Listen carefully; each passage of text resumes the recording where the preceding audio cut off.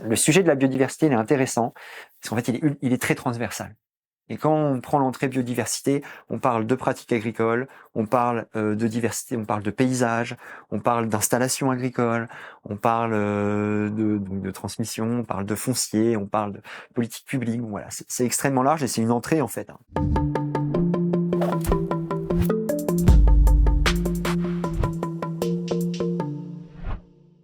Je m'appelle Florian Barbotin, je travaille à la Ligue de protection des oiseaux de Bretagne, LPO Bretagne, je dirais pendant l'entretien.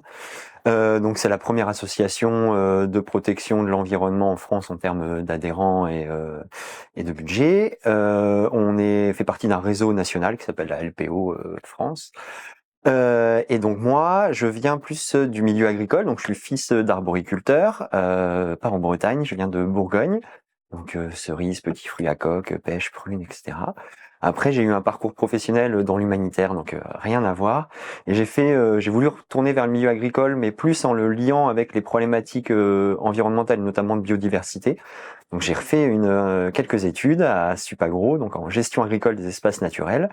Et suite à ça, voilà, je suis en Bretagne depuis quelques années. J'ai été embauché à la Ligue de protection des oiseaux de Bretagne comme chargé de mission agriculture. Donc mon travail, c'est de suivre à la fois accompagner les agriculteurs qui souhaitent accueillir de la biodiversité sur les fermes. Donc on a plusieurs programmes d'accompagnement et aussi sur des problématiques spécifiques bretonnes par rapport aux interactions biodiversité-agriculture. Donc le chouca des tours qui peut causer des dégâts agricoles, l'arrivée du loup, des problématiques sur le sanglier. Donc voilà, quelques thématiques aussi un peu précises.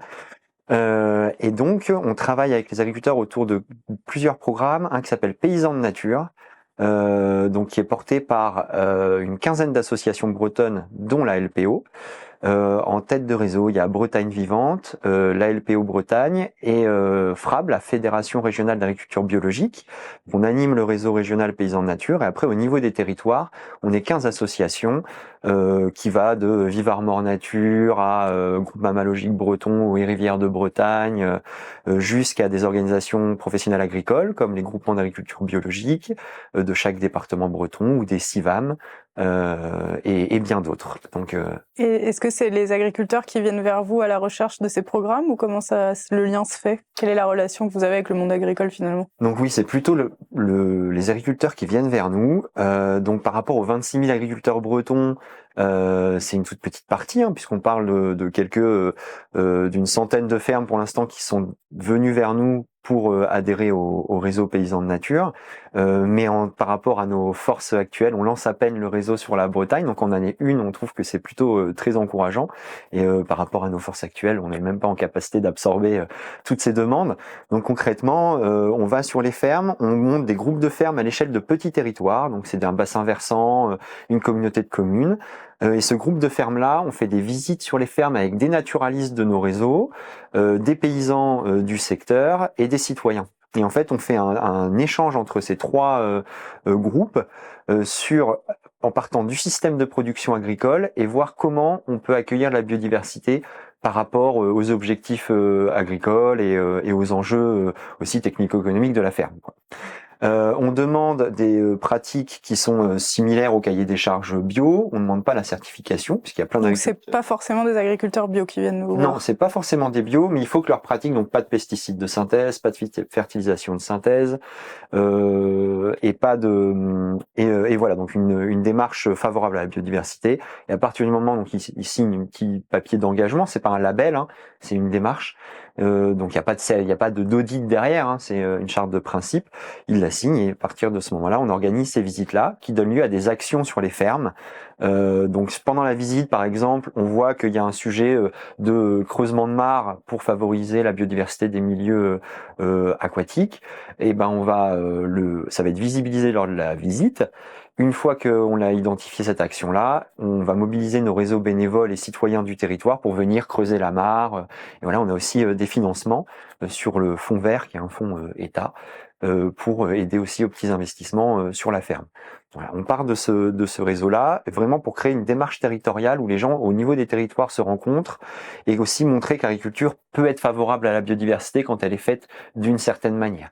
Parce que souvent, les gens, on entend, ce qui est normal, hein, c'est la première cause de destruction de la biodiversité aujourd'hui, c'est la bibliographie scientifique qui le montre, ce sont les pratiques agricoles, notamment par l'utilisation des pesticides de synthèse, enfin des intrants de synthèse de manière générale, pesticides, fertilisation, mais aussi par la destruction des habitats, donc l'homogénéisation des paysages, dont la disparition du bocage en Bretagne est un élément central.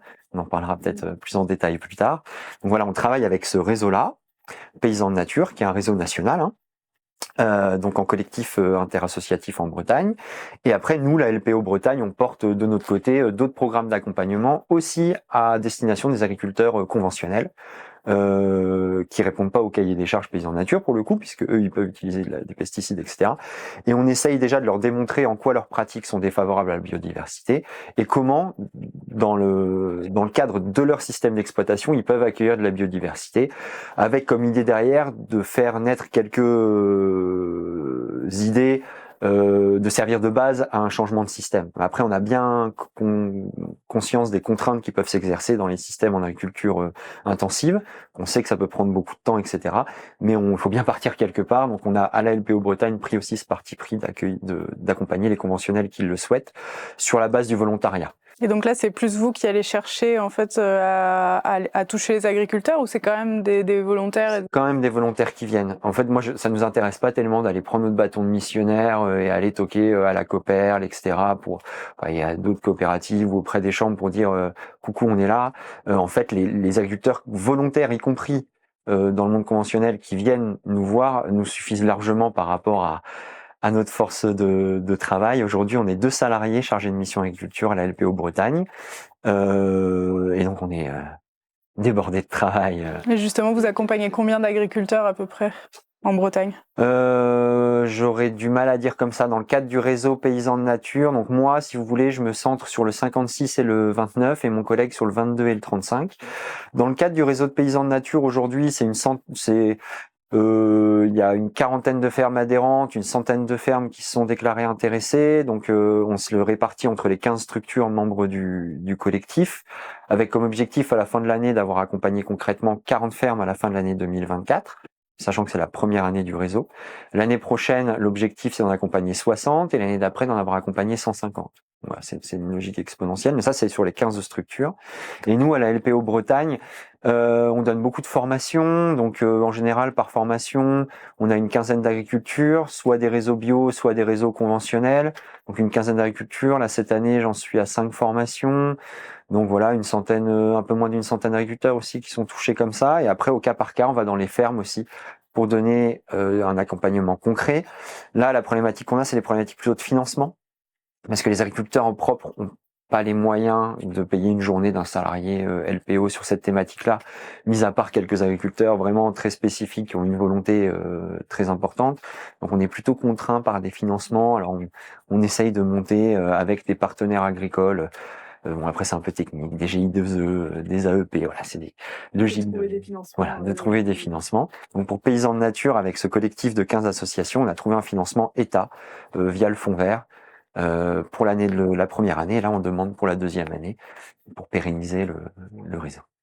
Et donc si on revient un peu au constat qui a mené à ces programmes-là, en Bretagne, est-ce qu'on peut faire un état des lieux justement de la biodiversité? Est-ce qu'il y a un déclin qui est observé ces dernières années? C'est finalement comment se trouve la biodiversité en Bretagne aujourd'hui?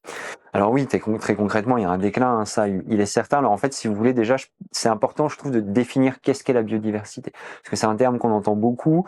À la base, la biodiversité, dans sa définition, dans la littérature, ça va être l'interaction entre 3 éléments. Le premier élément, je vais essayer de simplifier un peu les choses pour que ce soit assez concret pour les gens qui vont nous regarder. Ça va être les écosystèmes. Le deuxième élément, la diversité interspécifique, donc le nombre d'espèces différentes qu'on va retrouver. dans un écosystème. Et le troisième élément, ça va être la diversité génétique, c'est-à-dire au sein d'une espèce, l'abondance dans l'espèce, c'est-à-dire le nombre d'individus dans l'espèce, quoi. Donc c'est ces trois éléments-là et la diversité génétique, donc par le nombre d'individus. Donc c'est ces trois éléments-là et leur interaction entre ces trois éléments-là qui caractérisent en fait la biodiversité telle qu'on le décrit dans la littérature scientifique. Après, souvent les gens, quand on parle de biodiversité, eux, ils vont plutôt penser à diversité de milieux, diversité d'espèces, et il y a tout un tas de ce qu'on appelle de groupes faunistiques, si vous voulez. Donc ça va être les oiseaux qui sont un élément très intéressant, les oiseaux puisqu'ils sont en haut de la chaîne alimentaire, hein. Donc quand on parle de déclin d'oiseaux, ça veut dire qu'il y a un déclin de la ressource alimentaire pour les oiseaux, donc un déclin de plein d'autres groupes derrière la disparition des oiseaux, si vous voulez. Je sais pas si... Oui, je suis clair. Donc par exemple, tel oiseau va manger tel type d'insecte, bah, s'il y a un déclin des oiseaux, c'est-à-dire qu'il a moins de ressources alimentaires. Donc les oiseaux, c'est intéressant pour ça. Mais après, il y a aussi les reptiles, les amphibiens, les mammifères, les coléoptères, les odonates, les orthoptères. Enfin voilà, il y a tout un tas de taxons qu'on peut regrouper derrière le terme de biodiversité. Donc la biodiversité générale est en déclin. Quelques chiffres, que ce soit au niveau monde, Europe, France, Bretagne, voilà, à l'échelle aussi dans le monde agricole, hein, à l'échelle de la parcelle, de la ferme, voilà, la biodiversité est en déclin. Pour donner quelques gros chiffres, en France, donc là, j'ai pas de chiffre breton là-dessus, hein, mais en France, la biomasse d'insectes en 30 ans a subi un déclin de 80%. La biomasse totale du nombre d'insectes a une chute de 80% en 30 ans pour une raison très simple, hein, l'utilisation de pesticides de synthèse et des pratiques agricoles, notamment de fauche, aux mauvaises périodes, trop courtes, voilà. Ou aussi le labour, hein, pour tout ce qui va être la vie du sol, a un impact aussi très fort, tout comme les pesticides de synthèse, hein, ils ont un impact en surface, mais aussi ils ont un impact dans le sol. Donc voilà, il y a aussi la biodiversité qui est souterraine, hein, qui est très très importante, voire peut-être même la plus importante. Donc les vers de terre, les coléoptères, voilà, la biodiversité c'est très large. Et souvent les gens voient les mammifères ou les oiseaux, voilà, alors qu'en fait le groupe qui va être le plus important, par exemple, en tout cas en France, ça va être les coléoptères. Ça va être le groupe où il y a le plus de diversité interspécifique, ça va être le groupe des coléoptères. Coléoptères, ça peut être les scarabées, les bousiers, enfin plein d'espèces. Il y en a 22 000. Après, c'est les plantes à fleurs. Et puis les oiseaux et les mammifères arrivent très loin derrière. Donc voilà. Donc oui, il y a un déclin de la biodiversité. Pour vous donner quelques chiffres, donc j'ai parlé des insectes. En Bretagne, j'ai quand même ramené avec moi quelques chiffres bretons. Je vais parler des oiseaux parce que comme je vous l'expliquais, ils sont en haut de la chaîne alimentaire. Donc quand on voit une disparition des oiseaux, ça nous permet d'extrapoler derrière sur la disparition de leurs ressources alimentaires et de leur habitat, dont le bocage est un habitat en Bretagne important pour un certain nombre d'espèces.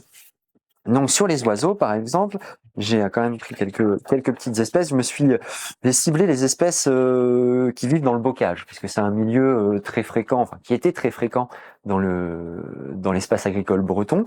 Donc par exemple, si on prend le bruant jaune, qui est une espèce typique du bocage et un bocage buissonnant. Chez nous, les naturalistes, on est toujours un peu spécifiques. On a du mal on peut pas réellement simplifier les choses à outrance. Donc, c'est un bocage, pour qu'il soit fonctionnel, il faut qu'il y ait une strate d'arbres de Auger, donc des grands arbres, une strate arbustive, c'est des buissons, de la lande, voilà, ou des friches entre les arbres, et une strate herbacée, c'est-à-dire de l'herbe au pied de la haie. L'idéal, c'est quand elle est sur talus avec un fossé. Donc ça, c'est le modèle des haies anciennes, telles qu'on connaît en Bretagne historiquement, et qui a vraiment façonné le paysage breton tel qu'on le met en avant beaucoup, parce que c'est ça a aussi un attrait esthétique, hein. Et donc ce bocage-là, le bruant jaune, il est typique de ces milieux-là. Et donc en France, il y a eu moins 45% en 10 ans et en Bretagne, moins 73% en 20 ans. Donc c'est une espèce qui se casse complètement la figure. Parce que le bocage est en régression forte à partir du remembrement, et il est toujours en régression, comme l'a démontré une enquête de Splan récemment. Et en fait, si vous voulez, donc en Bretagne, il est classé en danger. Il y a un classement international qui est décliné au niveau international, européen, France et régional. Et donc le bruant jaune en Bretagne est classé en danger. En France, il est classé vulnérable, ce qui est un peu moins grave, mais ce qui reste quand même pas terrible. Donc c'est vraiment très lié au paysage breton. Extrêmement lié au paysage breton. Et en fait, si vous voulez, il a une... Quand on parle aussi de biodiversité, c'est important de voir l'importance régionale de l'espèce. C'est-à-dire qu'en fait, il y a des régions qui vont servir de réservoir biologique à une espèce. Donc on classe les régions en importance par rapport à cet élément-là. Et le bruant jaune, la Bretagne a une importance très élevée par rapport à sa conservation. C'est-à-dire que c'est un réservoir de population pour l'espèce. Il y avait beaucoup de bocage. Donc sa forte régression en Bretagne a des impacts nationaux en fait, voire plus larges, puisque c'était un des réservoirs biologiques de l'espèce, et qu'en Bretagne, il se casse très fortement la figure, donc moins 73% en 20 ans. Et donc c'est la disparition du bocage et la disparition de ses ressources alimentaires. C'est toujours ces deux facteurs, habitat-ressources, qui causent les déclins des espèces. Des fois, il y a aussi des maladies, voilà, des choses exogènes, mais en l'occurrence, pour le bruant jaune, c'est pas le cas. Donc, disparition de l'habitat avec la disparition d'un bocage fonctionnel en Bretagne et diminution de sa ressource alimentaire. C'est une espèce qui est mixte, c'est-à-dire qu'elle a tendance granivore, donc elle va manger des graines. Donc là, c'est la disparition de la diversité floristique dans les espaces agricoles qui cause une diminution de sa ressource alimentaire en graines. Mais il mange aussi des insectes, surtout pour nourrir les petits au nid. L'immense majorité des espèces d'oiseaux, même si quand ils sont adultes vont manger des graines, vont aller nourrir les petits avec des insectes puisqu'ils ont besoin de protéines pour bien grandir. Du coup, voilà, c'est la disparition des insectes due aux pesticides de synthèse, la disparition des graines due également aux pratiques agricoles intensives et aux pesticides de synthèse qui appauvrissent la diversité floristique dans les espaces agricoles, disparition de l'habitat avec la diminution du bocage. Voilà, c'est QFD, quoi. C'est rien à y faire. Et juste avant de continuer, peut-être vous avez parlé de remembrement. Est-ce qu'on peut redire en 2 mots de quoi il s'agit? Bien sûr, oui. Et quand je dis qu'il n'y a rien à y faire, en fait, il y a beaucoup à y faire. Mais quand on pratique l'agriculture telle qu'on la pratique en Bretagne, c'est une conséquence claire et qui est totalement démontrée par la bibliographie. Nous, on s'attache toujours à des faits scientifiques qui sont démontrés. On n'est pas là pour faire de l'opinion. On est vraiment là on se base sur des choses qui sont solides. Ces chiffres-là, d'ailleurs, quand même pour les sourcer, les chiffres France sont issus du Muséum d'histoire naturelle et les chiffres bretons de l'Atlas breton des oiseaux nicheurs, qui est animé par Bretagne Vivante. Donc qui sortent des chiffres bretons, et le dernier en 2023. Donc j'encourage tout le monde à aller voir les synthèses de Bretagne Vivante, ça permet d'avoir une idée un peu claire de l'évolution des oiseaux nicheurs en Bretagne. Le remembrement, pour revenir à votre question, c'est donc après-guerre, il y a eu tout une politique publique qui a été d'agrandir les parcelles agricoles pour permettre la mécanisation et l'agriculture intensive. Donc on a agrandi les parcelles pour permettre aux machines de passer, et cet agrandissement de parcelles a été une cause majeure de la destruction du bocage en Bretagne, qui a été plus sévère à certains endroits qu'à d'autres. Par exemple, en Ille-et-Vilaine, ça a été très sévère, un peu moins en Finistère, et puis après, il y a eu des endroits très localement qui ont été plus préservés parce que le remembrement était plus tardif, des endroits qui ont été très rapidement remembrés, des endroits où il y a eu des forts conflits sociaux au moment du remembrement. Il y a un chercheur breton, Léandre, j'ai oublié. Mandar. Ouais. Léandre Mandar, voilà, tout à fait, qui a travaillé sur ces sujets-là, qui a démontré qu'il y a eu des internements de force, de personnes qui étaient opposées au remembrement. Donc voilà, vraiment des conflits très forts et une violence sociale très forte au moment du remembrement, qui pour les personnes les plus anciennes de la région en parlent encore, comme étant des traumas qu'ils ont subis très importants.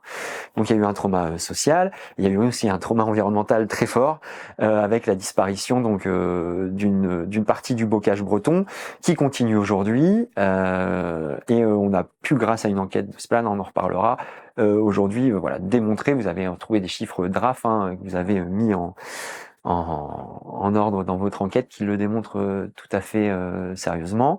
Donc on part d'une situation très dégradée entre les années 60 et les années 2008, hein, avec une perte sèche de bocage. Donc je m'excuse, je prends pour pas dire de bêtises, hein. Donc approximativement dans les années 60, on avait 450 000 km de bocage en Bretagne, 200 000 à la fin des années 90, 180 000 en 2008. Et aujourd'hui, depuis 2008, votre enquête montre qu'il y a toujours une baisse. Si on prend les talus nus et les lisières de forêt, de moins 4% du bocage sur la région Bretagne, quoi. Donc, on est encore en diminution. Et donc, cette destruction d'habitat au fil du temps a été forcément suivie du déclin des espèces d'oiseaux qui sont inféodés à ce milieu-là. Donc là, j'ai donné l'exemple du bruant jaune. Si vous en voulez d'autres, j'ai toute une liste. Mais justement, parce que là, on parle des oiseaux, mais pour nous donner un peu une image du bocage et des talus, quelles espèces, en fait, en dépendent finalement? Enfin, alors, peut-être pas les citer toutes, mais pour avoir une idée, est-ce qu'on retrouve aussi bien des oiseaux que des insectes, que des petits mammifères, que des batraciens? Ouais, tout à fait. Si vous voulez, dans une haie, on va trouver des mammifères, des hérissons, des lapins, des blaireaux, plein de choses, notamment une haie sur talus. Parce que par exemple, quand il y a un talus, les lapins ils vont creuser leur terrier dans le talus. On va trouver des reptiles, on va trouver des amphibiens. Par exemple, les amphibiens, on imagine que c'est une espèce aquatique, mais en fait c'est une espèce aquatique et terrestre. Elle va aller Après, ça va dépendre des espèces, hein. Pareil, les naturalistes experts qui vont regarder les vidéos vont dire ah oui, mais il y a telle espèce qui. J'essaye d'aller quand même dans les grandes lignes. Les amphibiens vont aller se reproduire dans les mares, mais après ils vont aller dans les milieux terrestres faire le reste de leur cycle et notamment s'abriter pour beaucoup d'espèces dans les bocagères. Donc les reptiles, les amphibiens, les petits mammifères, les oiseaux. Donc les oiseaux, une haie va abriter en haut des arbres de auger, donc les gros arbres, certaines espèces d'oiseaux. Ce qu'on voit le plus souvent, ça va être les rapaces, hein, qui vont aller se percher, mais pas que, hein, mais les rapaces, on les voit souvent se percher sur les hauts arbres parce que comme ça leur donne une vue pour aller pour chasser, mais aussi dans les strates justement arbustives, c'est-à-dire tout ce qui va être les ronciers ou les pruneliers, les petits arbres qui vont aller se développer entre les arbres de Auger sur les haies. On va trouver les petits passereaux, dont là j'ai donné l'exemple du bruant jaune, mais ça peut être la pigue grillache écorcheur, enfin il y en a tout un paquet, hein. J'ai une liste là, mais ça peut être le chardonneret élégant, la fauvette grisette, enfin. Des oiseaux qu'on a l'habitude de voir dans les campagnes bretonnes. C'est ça, exactement. Et il y en a qui ont complètement disparu, hein. Le tarier des prés, par exemple, qui était une espèce qu'on retrouvait dans les campagnes bretonnes, aujourd'hui a disparu de la région, quoi. Elle est éteinte sur la région Bretagne. Et moins 60% sur l'ensemble du territoire national. Et c'est assez grave, hein, qu'elle ait disparu de la région Bretagne, cette espèce, parce qu'elle était classée, la responsabilité biologique de la région bretonne était classée 5, ce qui est très important pour cette espèce-là. Donc voilà, et aussi il y a aussi toutes les espèces qui sont dans la strate herbacée, ce que je vous disais, donc au pied de la strate arbustive, il faut aussi qu'il y ait une strate herbacée. Donc là c'est tout un cortège d'insectes, des papillons, des libellules, des sauterelles, voilà, les sauterelles, les orthoptères. Il y a aussi des araignées, il y a tout un paquet dans la haie. Donc c'est vraiment un endroit qui est reconnu pour sa richesse en termes de biodiversité générale. Et pour une raison qui est assez facile à expliquer en fait, c'est que en termes de biodiversité, il y a les effets d'interaction. C'est-à-dire quand on a deux milieux qui sont en interaction, on voit un foisonnement de la biodiversité. Parce qu'il y aura, imaginons, on a un milieu A et un milieu B. Donc le milieu A, ça va être la strate herbacée de la haie, le milieu B, la strate arbustive de la haie, par exemple. Donc au sein d'une haie, on a déjà plusieurs habitats différents. Les arbres de Auger, la strate arbustive, la strate herbacée, le talus, le fossé, si jamais il y a un fossé. Donc voilà, là on multiplie déjà le nombre de milieux. Et donc en fait, quand il y a une interaction entre deux milieux, on va avoir les espèces de l'habitat A, les espèces de l'habitat B, les espèces qui fréquentent alternativement l'habitat A et l'habitat B, et les espèces qu'on va retrouver uniquement à l'interaction de l'habitat A et de l'habitat B. Donc en fait, quand il y a une interaction entre deux habitats, on multiplie par 4. Voilà. Donc quand on a dans une haie autant d'habitats différents, on multiplie le nombre d'espèces je vous laisse faire le calcul. Je suis pas bon en maths, mais c'est des milieux très foisonnants. Donc si en plus on a à côté une prairie, surtout si elle est naturelle, on a un habitat en plus. Si on a une mare dans la prairie, on a un habitat en plus. Donc voilà, l'espace agricole, de manière générale, tel il est conçu depuis le néolithique, donc c'est des choses qui sont très anciennes, jusqu'à aujourd'hui. On peut prendre l'après-guerre, si vous voulez. On a façonné un espace agricole en Bretagne, notamment avec le bocage et les zones humides et les prairies, et aussi les milieux littoraux qui des fois sont en interaction avec des espaces agricoles. Enfin voilà, on a créé un espace qui était foisonnant de biodiversité. Donc c'est ça qui est important aussi de dire, c'est que l'agriculture telle qu'elle a été menée pendant des millénaires a été un facteur favorable à la prolifération des espèces et du vivant de manière générale, quoi. Et là, on prend le tournant inverse. L'agriculture telle qu'on la connaît depuis l'après-guerre, avec donc l'homogénéisation des paysages, dont le remembrement a été un facteur important, c'est-à-dire destruction de la diversité des paysages pour faciliter l'exploitation intensive des parcelles, c'est-à-dire des parcelles de plus en plus grandes. En Bretagne, pendant longtemps, on a parlé de la Beauce, mais en Bretagne, pendant longtemps, on a été un peu préservé de ça. C'est plus le cas, de moins en moins. On montre d'ailleurs dans une autre de nos enquêtes qu'on retrouve maintenant des fermes de plus de 1000 hectares et les fermes de plus de 200 deviennent vraiment communes, quoi. Donc Tout à fait, ouais, exactement. Et ça, vous le montrez très bien. Et cet agrandissement en fait des parcelles va avec de facto un appauvrissement de la biodiversité, puisqu'on détruit des milieux. Donc on détruit des habitats et comme je vous ai dit, c'est plus on a d'habitats différents, plus on aura une explosion de la biodiversité. Et donc l'agrandissement des parcelles pour permettre l'intensification des pratiques, la mécanisation, donc les tracteurs qui sont de plus en plus gros, les rampes pour épandre ou les rampes pour les pesticides, etc. sont de plus en plus grandes. C'est des ETA, beaucoup des entreprises de travaux agricoles maintenant qui interviennent, donc avec des machines de plus en plus grosses. C'est parce que c'est elles qui ont les capacités d'investissement aujourd'hui pour acheter des machines. Et ces entreprises d'ailleurs refusent de rentrer dans des trop petites parcelles quand c'est pas possible. Exactement. Donc tout ça participe en fait à la destruction des habitats, plus l'utilisation massive de la fertilisation de synthèse. Donc par exemple, quand un agriculteur va épandre de l'azote, il lui en a besoin dans sa logique agronomique. Il en a besoin pour permettre la fertilisation de son sol, d'autant plus quand il est en agriculture intensive, puisqu'il aura détruit les écosystèmes qui ont un rôle de fertilisation du sol. Donc normalement, c'est la vie du sol, les pollinisateurs, enfin c'est tous les écosystèmes et le vivant qui est présent, qui permet d'avoir un équilibre des ravageurs et qui permet aussi d'avoir la fertilité du sol et la pollinisation de la biodiversité, qu'elle soit sauvage ou cultivée. Donc, quand on utilise des pesticides de synthèse, on déséquilibre les écosystèmes, donc on perd de la fonctionnalité des milieux par rapport à la pollinisation, etc. Donc on met de la fertilisation, et cette fertilisation-là va aussi participer à appauvrir la biodiversité, parce que quand on enrichit un milieu, en fait, si vous voulez, ça c'est quelque chose qui est important à comprendre, quand on enrichit trop un milieu, on l'appauvrit, la diversité floristique, et donc la diversité faunistique qui va avec. La logique de biodiversité est l'inverse de celle agronomique. Plus un milieu est pauvre, plus on aura une diversité de flore et donc d'insectes et donc de prédateurs des insectes, etc. Quand vous parlez de riche et pauvre, vous parlez d'engrais en fait. Ouais, oui, c'est ça. En fait, je parle d'apport nutritif pour les espèces. Donc en fait, par exemple, quand on va mettre beaucoup d'azote, au-delà des pollutions que ça amène, l'épandage amène beaucoup d'autres pollutions, notamment d'ammoniac. Vous l'avez démontré aussi dans vos enquêtes.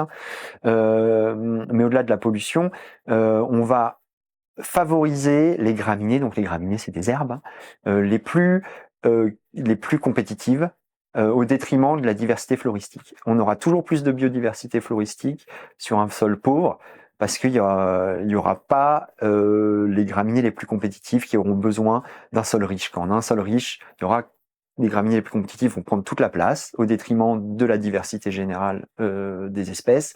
Quand on aura un sol pauvre, il y aura plus d'espèces qui vont pouvoir aller s'épanouir. Donc, qui dit plus d'espèces de plantes, dit plus d'espèces d'insectes, donc dit plus d'espèces d'oiseaux, etc., etc.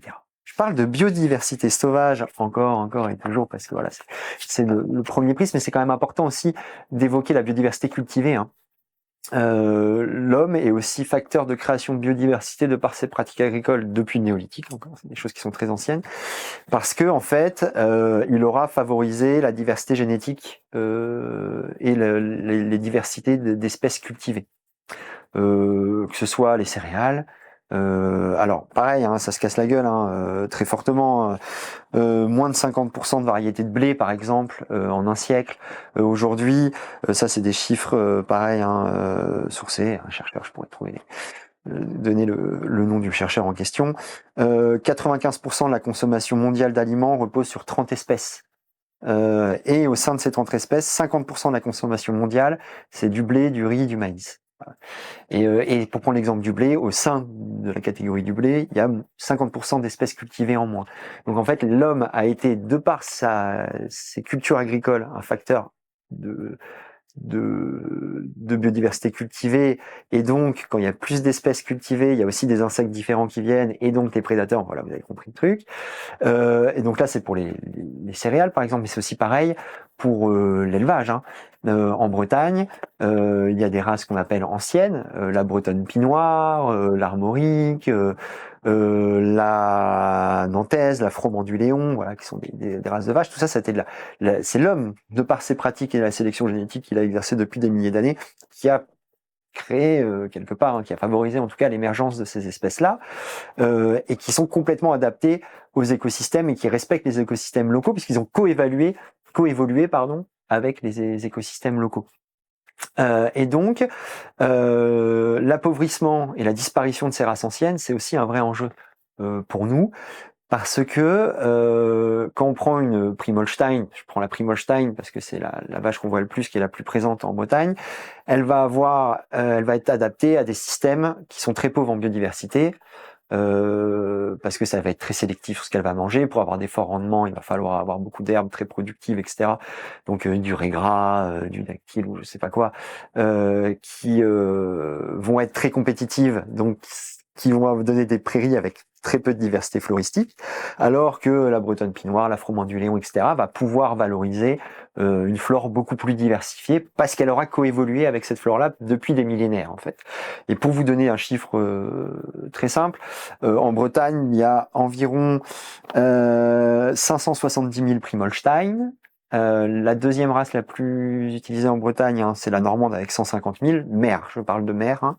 Donc c'est plus de 570 000 Primolstein, 150 000 normande. En regard, hein, le nombre de mères en pinoire, c'est 3400.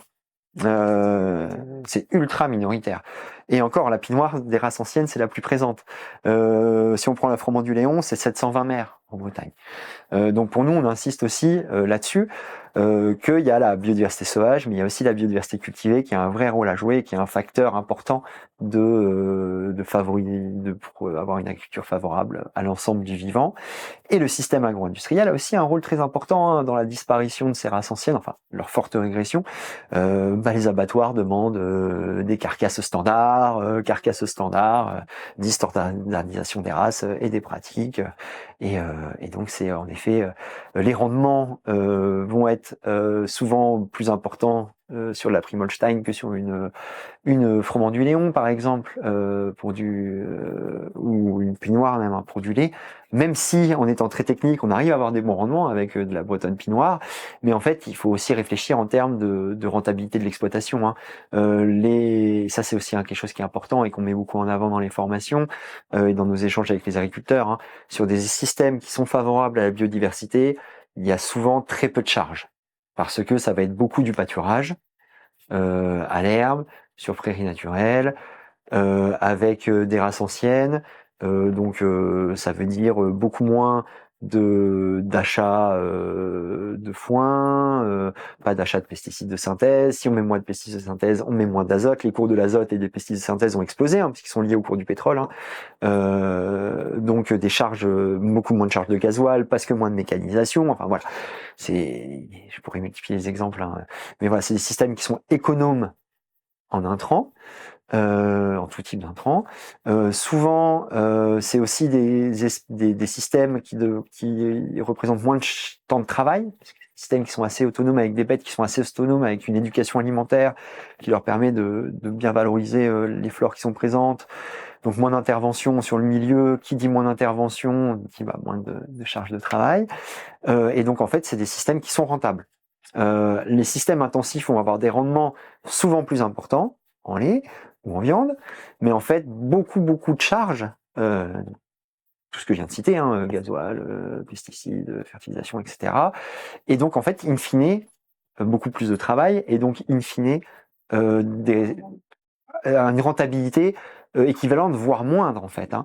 Et des fermes qui vont pas être transmissibles, parce que tous les investissements qu'ils vont faire, la grosseur des fermes, donc vous mentionnez 200 hectares, elles sont pléthores aujourd'hui en Bretagne, les fermes de plus de 200 hectares, et des fois ça va jusqu'à des franquettes à monter, plus de 1000 hectares, etc. Ces fermes-là, elles sont pas transmissibles. Enfin très difficilement transmissibles, parce qu'elles vont coûter extrêmement cher. Alors que les systèmes favorables à la diversité, souvent c'est des fermes avec une hétérogénéité de paysage, donc des parcelles beaucoup plus petites, donc des fermes beaucoup plus petites, donc des fermes beaucoup plus transmissibles. Et aujourd'hui, le coût d'achat d'une ferme est un frein majeur à l'installation. On a besoin de paysans, hein, ça c'est un enjeu majeur du monde agricole. J'en profite quand même pour l'évoquer, hein. Dans les 10 ans à venir, la moitié des agriculteurs vont partir à la retraite. Une majorité d'entre eux sont pas remplacés. Il y a des difficultés à l'installation, notamment par le coût d'achat du foncier. Donc même les porteurs de projets qui ont des projets favorables à la biodiversité ne peuvent pas se permettre d'acheter une ferme de 200 hectares avec des investissements énormes qui ont été faits, donc une transmission qui va être très chère. Et le paysan qui a été dans un système intensif, c'est une agriculture de capitalisation en fait, hein. Donc il gagne mal sa vie pendant toute sa période d'activité, et il compte sur la transmission pour pouvoir retrouver du capital. Donc lui, il va pas la brader sa ferme, et c'est tout à fait normal, hein, d'un point de vue économique pour lui. Donc voilà, c'est des freins majeurs à la transmission des fermes aussi. Tout ça, c'est de la matière que vous enseignez dans vos formations auprès des agriculteurs finalement. Et donc, vous leur proposez des techniques pour améliorer leur biodiversité et revenir finalement à un modèle plus favorable. Ouais, tout à fait, exactement. Donc, dans les formations, on aborde tous ces sujets-là. Surtout pour un agriculteur, cette logique qui est inverse de la logique agronomique, parce que la logique agronomique va vouloir enrichir un maximum pour pouvoir avoir une pousse de l'herbe, par exemple, la meilleure possible, ou pour le maïs ou pour le blé, voilà.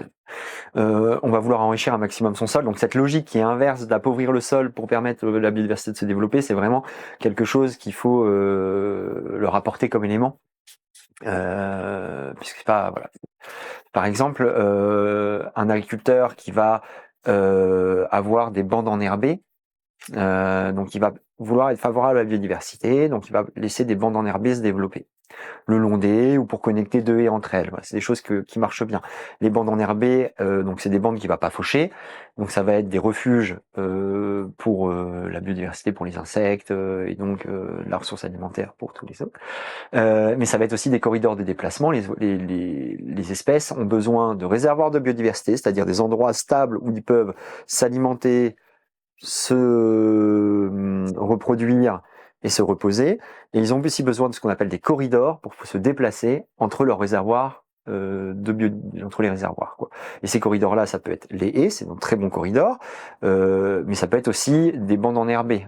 Et typiquement, des agriculteurs, des fois, ils veulent pas de haies parce que ça empêche aux machines d'accéder dans les parcelles, parce que ça va être compliqué leur système parcellaire, etc. Mais les bandes enherbées, ils en sont favorables parce que c'est moins lourd.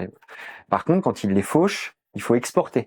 Parce que s'ils laissent l'herbe sur place, ça va enrichir le sol, donc ça va favoriser les graminées les plus compétitives au détriment de la diversité floristique. Voilà. Donc il y a plein de petites choses comme ça qu'on explique dans nos formations, et ça c'est des exemples, hein, mais ils sont multiples. Et en fait, si vous voulez, sur les habitats, on peut travailler aussi bien avec des agriculteurs qui sont en bio ou qui sont pas en bio et qui ont des pratiques équivalentes qu'avec des conventionnels. Là où ça va être plus difficile avec l'agriculture intensive, ça va être sur les pesticides de synthèse et la fertilisation de synthèse, hein, qui sont des causes majeures hein, de déclin de la biodiversité parce que ça appauvrit la diversité floristique et la ressource alimentaire. Et donc là-dessus, on est bien, on leur explique hein, que leur système, en fait, ils seront toujours défavorables, même s'ils sont les meilleurs du monde sur les habitats. S'il y a une utilisation de pesticides et de fertilisation de synthèse, ça aura un impact très fort. Au-delà des pollutions diffuses, ça a aussi un impact. Là, je me concentre vraiment sur la biodiversité. Hein. Et en fait, si vous voulez. Sur le sujet des pesticides, souvent on essaye de leur dire, par exemple, il est en céréales, en bord de champ, là où tu as moins d'enjeux productifs, puisque les bords de champ donnent toujours moins que... Teste une diminution drastique de ton utilisation de pesticides, et comme ça, tu verras l'impact sur ton rendement. Et quand il le fait, très souvent, alors après, il faut voir en fonction de l'exploitation de la parcelle, etc. C'est des choses très techniques, hein, mais pour simplifier, voilà, on teste en bord de champ, tu vois, si le rendu en rendement est bon, gagne 1 mètre, et puis au fur et à mesure, en fait, on arrive à quand même réduire de manière drastique les pesticides et voir où d'un moment à carrément arriver à changer de système. Ça se fait sur le temps très long, hein, puisqu'on est quand même une exploitation agricole. Une fois qu'on est parti dans un système intensif, pour en changer, c'est un paquebot. Hein, voilà, ça prend du temps. On en est tout à fait conscient. Donc ça prend du temps et ça demande de l'investissement financier aussi souvent. Totalement. Surtout que de manière générale, il y a quand même toujours un effet d'amorce en fait. Quand on passe d'un système très intensif qui a complètement déséquilibré les écosystèmes à un système favorable à la biodiversité, en fait, il faut être accompagné financièrement en fait, sinon c'est très compliqué parce qu'on va avoir un effet de boom les premières années qui va favoriser la biodiversité de manière générale, mais aussi les ravageurs. Et en fait, pour que les prédateurs de ces proies-là arrivent, ça prend un peu de temps, en fait. Puisque pour eux, il n'y avait plus de ressources alimentaires, donc ils fréquentaient plus le milieu. Donc le temps qu'il y ait une ressource alimentaire stable qui soit installée et que eux puissent arriver et donc avoir une population stable de prédateurs, des insectes qui sont souvent, pour certains d'entre eux, des ravageurs.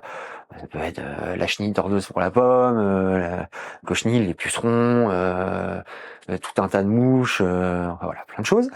Et le temps qu'on retrouve un équilibre naturel, c'est-à-dire que les prédateurs arrivent pour réguler la population des ravageurs, ça prend un peu de temps.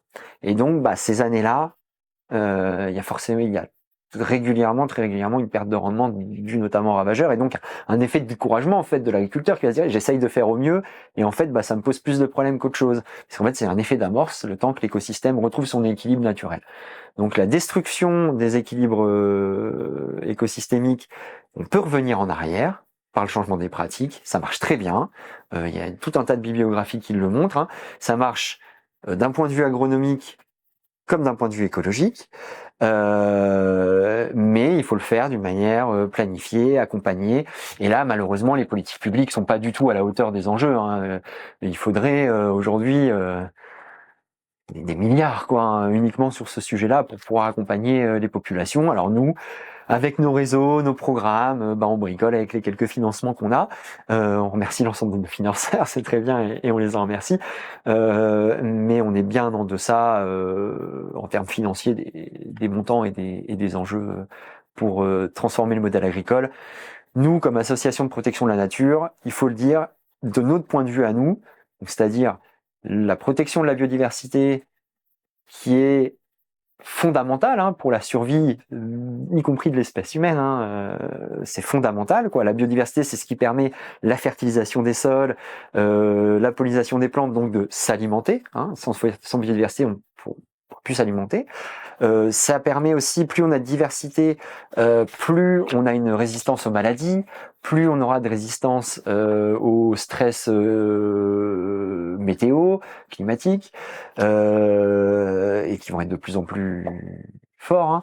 Hein. Et c'est aussi, par exemple, là je parle d'alimentation, mais c'est aussi la biodiversité, l'immense majorité de nos médicaments, de nos traitements contre le cancer, contre plein de maladies, viennent en fait d'espèces de plantes, de champignons, de je sais pas quoi. Hein, il y a des milliards d'exemples.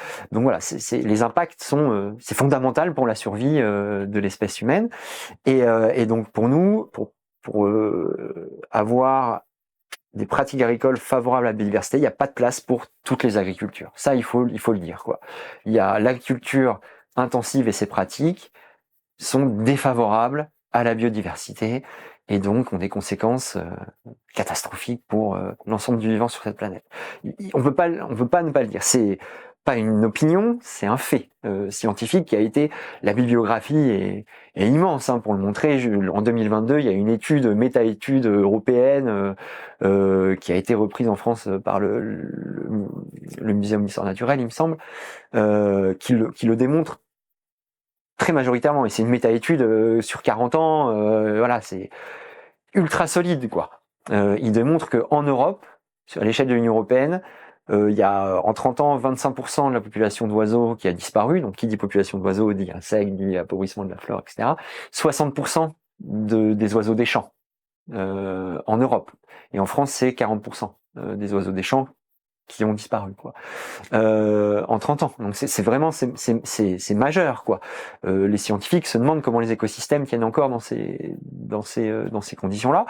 Et donc il faut le dire, il n'y a pas de place pour toutes les agricultures. Par contre, on le sait, une fois qu'un agriculteur est parti dans un modèle intensif, en changer, c'est très compliqué, il faut être accompagné. Ce que je viens de dire, c'est aussi des gros enjeux financiers, des enjeux techniques d'accompagnement. On sait faire. Donc il faut que ces personnes soient accompagnées. Je ne mets pas du tout la faute sur l'agriculteur en tant que tel. Lui, il est dans un système, il a été souvent très encouragé pour s'installer dans ce système-là, pour avoir un gros rendement, avec une logique de marchés internationaux. Hein. Souvent, notamment en Bretagne, hein, sur le porc, sur le lait, sur le maïs. Hein. Donc ce n'est pas du tout à lui que je blâme, mais par contre, ces pratiques qui sont inhérentes à son système sont défavorables. Il y a des gens, et quand on parle avec eux individuellement, ils le reconnaissent tous, hein, individuellement, j'entends. Ça, c'est aussi quelque chose, hein, quand ils sont dans le cadre d'instances ou des élus chambres d'agriculture ou alors des syndicats FNSEA, coordination rurale, c'est des choses qu'on va pas entendre quand quand on est en réunion publique, etc. Par contre, quand on va sur les exploitations et qu'on parle avec eux individuellement, ils le disent. Je vois que dans mes champs, par rapport à l'exploitation de mon père ou de mon grand-père, ça n'a rien à voir. Il y a très peu de choses qui vivent et je sais que mes pratiques, ils sont pour quelque chose. Quand je vais aller épandre des pesticides, je sais que c'est pas bon, je me protège, voilà. Tout ça, c'est des choses qui le disent individuellement. Ils en sont pour une grande partie très conscients. Par contre, le système agro-industriel, dans la filière aval, voilà, la filière amont, c'est-à-dire quand je parle de ça, je parle à la fois des vendeurs évidemment de produits phytosanitaires, à la fois des constructeurs de machines agricoles, à la fois donc à l'aval des distributeurs de la grande distribution, mais aussi les pouvoirs publics hein, qui sont très perméables au lobby du système agro-industriel. Hein. Ce système-là est défavorable à la biodiversité et il faut le dire, il n'y a pas de place pour toutes les agricultures. Donc il faut accompagner l'agriculture intensive avec une grande partie des agriculteurs individuellement qui aimeraient pouvoir être accompagnés tant qu'ils puissent vivre de leur métier. Hein, ça c'est quand même la base et c'est bien normal. Et donc voilà, là on a besoin des politiques publiques hein, pour faire ça, pour changer de système. On sait le faire et une fois qu'on remet les conditions minimum pour le vivant de s'épanouir, il revient. Donc, ça fonctionne.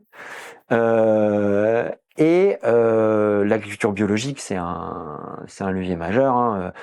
C'est démontré aujourd'hui que sur les fermes qui sont en agriculture biologique, il y a 30% de biodiversité en plus. Pareil, hein, c'est des faits scientifiques établis, etc. Et donc soutenir les filières, ça c'est essentiel, surtout quand il y a des chocs exogènes, hein, comme on voit depuis 2022 où le marché bio est pas au mieux de sa forme. Il faut là pouvoir le soutenir.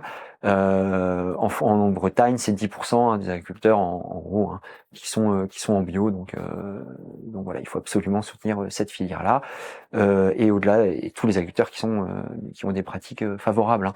Donc il y a une agriculture qui est favorable au vivant, il faut la soutenir. On essaye de le faire avec nos moyens, mais il faut beaucoup plus. On sait le faire, que ce soit sur les habitats ou sur les pratiques qui évitent les pesticides, la fertilisation de synthèse, etc. Et il faut accompagner l'immense majorité des agriculteurs qui sont en conventionnel, et là pour ça, c'est les politiques publiques qui doivent nous aider. Mais justement, parce que vous, vos actions, c'est auprès de particuliers, d'agriculteurs de particuliers, mais est-ce que vous avez des leviers d'action auprès d'élus, justement pour peser sur ces politiques publiques, essayer de faire avancer, changer les pratiques, le système ? Alors, si vous voulez, oui, on essaye de faire aussi du lobbying hein, auprès des élus, etc. La LPO France le fait, la LPO Bretagne le fait. Voilà, on le fait. Tout l'ensemble des associations de protection de la nature aujourd'hui se préoccupent d'agriculture, l'immense majorité. Hein. C'est quelque chose que j'ai oublié de dire, mais 60% des espaces naturels en Bretagne sont à vocation agricole. S'occuper de protection de la nature sans s'occuper d'agriculture, aujourd'hui, c'est un non-sens. Hein. On le fait tous, donc voilà, on a tous une activité de lobbying. Comparé au lobbying qu'on peut avoir des industries agroalimentaires, des industries phytosanitaires, etc., bon, on va pas se le cacher, hein, on a un impact qui est extrêmement faible. Et d'ailleurs, la politique publique, depuis 40 ans, le démontre bien que notre lobbying ne fonctionne pas, ou en tout cas pas suffisamment. Et donc après, on essaye très localement en fait. D'aller voir aussi les élus, les communes, les élus des syndicats de bassins versants, les élus des chambres d'agriculture, d'aller projet par projet et d'avoir une entrée, voilà, pour établir un dialogue et pouvoir accompagner via ces canaux-là ceux qui le souhaitent et convaincre les élus en fait de s'engager sur cette thématique-là. Et là, les enquêtes de SPLAN notamment nous sont très utiles parce qu'en fait, quand on n'a pas les données d'évolution du bocage, les données récentes, moi je vais dire il y a eu un remontement en Bretagne, il y a une perte d'habitat du bocage. Les élus vont me dire mais est-ce que c'est encore le cas ? Parce qu'il y a Braise Bocage qui existe avec un investissement qui est important, ça avec des impacts. Hein. Il y a eu, j'ai plus les chiffres en tête, mais quelques milliers de 6 000, je crois 6 000 km. J'ai peur de dire des bêtises. Donc Braise Bocage, il faut juste rappeler que c'est donc un programme mis en place au niveau de la région pour replanter des haies justement et réimplanter des talus. Tout à fait. Donc ce programme-là, il existe et heureusement qu'il existe. Les super techniciens au niveau du territoire qui le mettent en place, ils interviennent dans le milieu agricole énormément et c'est très bien. Mais quand on a une enquête de Splan qui démontre hein, qu'il y a, si en fonction déjà des départements, toujours une perte de bocage nette, et si on prend en compte les talus et les lisières de bois, une perte de bocage de moins de 4%, pas à l'échelle de la Bretagne, sur la base de chiffres DRAF, cette enquête de ce plan-là, elle nous permet d'aller voir les élus, ils disent pas, bah non en fait, il y a toujours une diminution du bocage en Bretagne et sourcée, voilà. Et ça, c'est quelque chose qui pour nous est essentiel, parce que les élus, si on leur apporte pas ces éléments-là, bah il y a toujours le langage ambiant qui dit que non, en Bretagne, on reconquiert les milieux bocagers, ce qui est pas du tout le cas. Et nous, on le voyait empiriquement, puisqu'on voit toujours le déclin des espèces, etc. Mes collègues naturalistes, hein, je l'ai pas dit, mais moi je suis pas naturaliste, hein, je viens vraiment du milieu agricole. Je commence maintenant à avoir quelques notions quand même, mais je suis pas naturaliste. Hein. Donc mes collègues qui sont chargés d'études naturalistes, qui eux font les inventaires toute l'année, ils le voient bien. Donc nous on le sait, mais d'avoir une source, notamment DRAF, Chiffreta, qui le démontre avec une enquête concrète des journalistes de votre équipe, bah voilà, ça nous permet d'aller voir les élus et d'appuyer notre propos. Et là, ils font ah ouais, ok, d'accord. Et pourtant, c'est des chiffres qui sont publics et qui devraient être disponibles, mais qui ne le sont souvent pas, en fait. C'est très difficile. Enfin, moi, je trouve que c'est difficile à avoir accès, en fait. Donc, pendant un moment, et puis on a tous si vous voulez, moi, je suis en tant que chargé de mission agriculture à la LPO Bretagne, je suis débordé de boulot. Donc, j'avais commencé à aller chercher les chiffres d'évolution du bocage et j'avais trouvé des choses, hein. Des années 60 aux années 90, des années 90 au début des années 2000. J'avais trouvé ces chiffres-là, mais j'avais un trou de 2008 jusqu'à aujourd'hui, quoi. Et j'avais contacté la DRAF pour avoir des données. J'avais pas eu de retour, pour être tout à fait concret. Alors peut-être que la personne que j'ai contactée est aussi débordée de boulot, hein, et qu'elle a pas pris le temps de. Mais bon, il y a pas de, je mets pas en cause le truc, hein, mais donc voilà, j'avais pas eu de retour, et donc et moi j'ai pas le temps en fait d'aller chercher très finement dans l'ensemble de la documentation technique qu'on va retrouver au fond d'une page internet obscure d'un rapport brise bocage d'une communauté de communes, de je sais pas quoi. Et donc en fait que vous fassiez ce travail-là, que vous alliez récupérer la donnée, que vous la synthétisiez, que vous la donnez en forme, que vous fassiez de l'infographie aussi, hein, qui nous permet nous d'être très explicite dans notre propos et d'arriver à nos réunions avec les infographies en disant bah voilà, c'est essentiel en fait, parce que nous on n'a pas le temps, puis c'est pas notre métier de le faire, et vous le faites très bien. Donc voilà, pour nous c'est Est-ce que ce sont des données qui vous aident à quantifier le déclin de la biodiversité en Bretagne, justement? En fait, on va le mettre en rapport avec le déclin des oiseaux du bocage. Je vais avoir du mal à dire sur telle parcelle, telle haie qui a sauté a entraîné une baisse de tant de pourcentage sur la parcelle. Ça, c'est des choses qu'on peut pas faire, ou alors il faudrait... parce qu'en fait, si vous voulez, pour avoir une tendance de l'évolution des populations, c'est sur plusieurs années, avec des passages, des protocoles scientifiques, avec des passages réguliers, plusieurs fois par an, etc. Ça coûte très très cher. Enfin, voilà, donc c'est des données qui sont en fait pas faciles à avoir, quoi, hein. Ça demande beaucoup de boulot. Donc je vais pas pouvoir le faire à la parcelle. Par contre, je vais pouvoir dire la disparition qui est toujours d'actualité, la régression qui est toujours d'actualité du bocage breton est corrélée avec ce que je vous ai dit pour le bouillon jaune, hein, moins 73% en 20 ans, mais je peux vous le dire pour le chardonnay élégant, hein, moins 33% en 30 ans, au niveau France. Au niveau Bretagne, il est menacé. La pie-grièche écorcheur, ce que je vous disais, il est devenu en danger au niveau breton. D'ailleurs, la pie-grièche écorcheur, c'est hyper intéressant comme espèce. Je fais une petite parenthèse sur cette espèce-là. C'est une espèce qui est considérée comme bioindicatrice parce qu'elle est très insectivore. Donc elle est présente dans les milieux où il y a beaucoup d'insectes. Donc, qui dit beaucoup d'insectes veut dire beaucoup de diversité floristique. Voilà, vous avez compris ma logique, hein, à chaque fois. Donc c'est une espèce qu'on dit bio-indicatrice. C'est-à-dire que quand elle est en régression ou quand elle revient, donc quand elle revient, ça veut dire qu'il y a un très bon état écologique du milieu. Et donc, en Bretagne, c'est une espèce qui était présente, hein. Elle est considérée comme en danger. Ça veut dire qu'elle se casse très fortement la gueule. J'ai pas le pourcentage exact. C'est une espèce du bocage avec une bonne strate arbustive. Et donc, il y a un paysan du réseau paysan de nature qui s'était mis comme objectif de faire revenir un couple de pie-grièche écorcheur sur sa ferme, hein. Il est situé dans le Morbihan, hein, Morbihan Sud. Et en fait, donc il a favorisé les haies, ce qu'on appelle des haies spontanées. C'est des haies en fait qui se font toutes seules, hein. Donc c'est pas des haies plantées, c'est juste on met en défense, c'est-à-dire quand on met en défense, avec des clôtures, on empêche les troupeaux de venir pâturer. Ça laisse se développer une strate arbustive, donc de ronciers, de petits arbrisseaux, etc., sur lesquels les passereaux, c'est des petits oiseaux, donc brouillon jaune, pie-grièche, etc., vont se poser et donc vont avoir dans leur bec, hein, des graines, des glands, ou alors dans leur crotte, hein, des graines, etc. Ils vont se poser sur la strate arbustive et en fait naturellement ça va faire une pépinière naturelle, et ces petites graines qu'ils ont eu dans leur bec ou lorsqu'ils défectent, quoi, vont en fait créer une haie spontanée. Voilà. Qui va être très fonctionnelle parce que ça va être des espèces qui sont complètement adaptées au milieu, qui vont avoir les arbres, après des années, hein, les arbres DOG dus aux graines et aux glands que les différentes espèces vont avoir ramené lorsqu'ils auront visité la strate de roncier arbustif qui sera la première à s'être mise en place, et il y aura cette strate arbustive là, et il y aura aussi la strate herbacée, donc des haies très fonctionnelles. Il faut qu'elles soient larges, les haies aussi, ça c'est important de le dire, hein, 4 mètres, c'est à peu près le truc. Et donc il a favorisé ces haies spontanées là, donc avec qui sont très fonctionnelles, et donc il a eu un un couple de pies grillaches écorcheurs qui vient nicher sur sa ferme là depuis l'année dernière. Donc ça montre que ça fonctionne, alors que c'est une espèce qui a quasiment disparu de la région. Et donc pour nous, voilà, c'est enthousiasmant, et puis c'est une ferme qui tourne. Donc il y a pas de voilà, il y a une activité agronomique réelle, et une activité d'élevage aussi, un petit peu de maraîchage et un petit peu d'élevage sur cette ferme-là.